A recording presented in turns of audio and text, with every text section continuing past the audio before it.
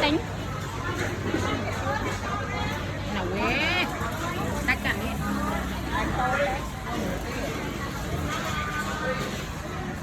luôn có bạc đấy chứ đại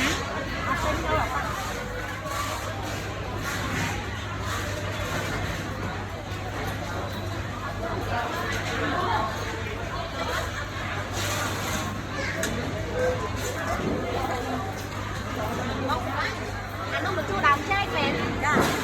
vô mùi mà đang đàn chơi người ta một chút chú tề đàn chơi lái